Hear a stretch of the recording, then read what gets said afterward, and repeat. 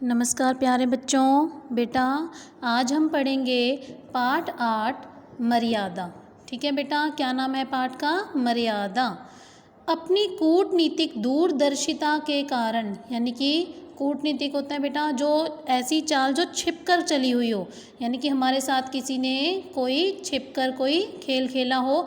दूरदर्शिता यानी कि दूर की सोचने वाले के कारण शेरशाह सूरी, कौन? शेरशाह सूरी जो था वो भारत का शासक, यानी शासक जो होता है वो शासन करने वाला कि चलाने वाला, 1539 ईस्वी में चौसा के युद्ध में, चौसा एक जगह है बेटा जो बिहार में, ठीक है, एक छोटा सा कस्बा है, ठीक है, उसके युद्ध में हुमायूं को परास्त करके बना, यानी शेरशाह सूरी और हुमायूं में युद्ध हुआ था।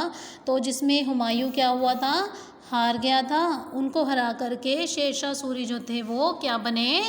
शासक बन गए। ठीक है, वह जन कल्याण के कार्यों में बड़ी रुचि लेता था। जन कल्याण के कार्यों में कैसे? जो जनता के हित में होते हैं, यानी कि जो लोगों के हित में कार्य होता है उसमें बहुत उसको आनंद आता था।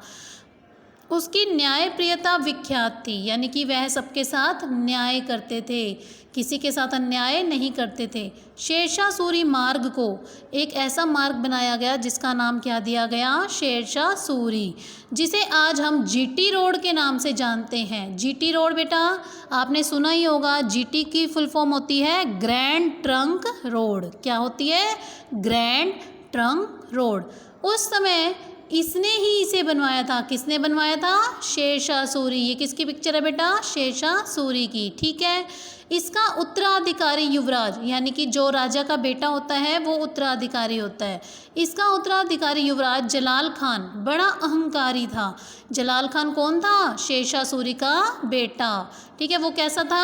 अहंकारी, यानी कि बहुत ही घमंडी था। शेरशाह अपने पुत्र के आचरण से, आचरण यानी व्यवहार से मन ही मन बहुत दुखी रहता था, यानी कि बहुत उनको उसका जो व्यवहार था वो उसके पिता को दुखी करने वाला था।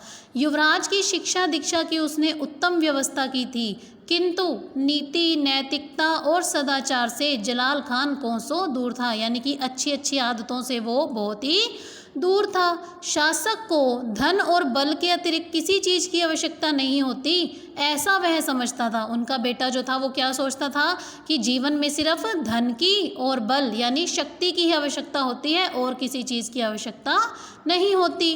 उसका व्यवहार उद्दंड और घमंडी था। उद्दंड यानी निडर, वह किसी से भी डरता नहीं था और बहुत ही घमंडी था।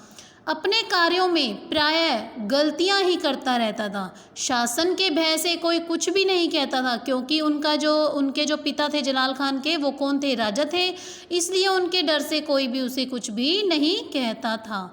ठीक है।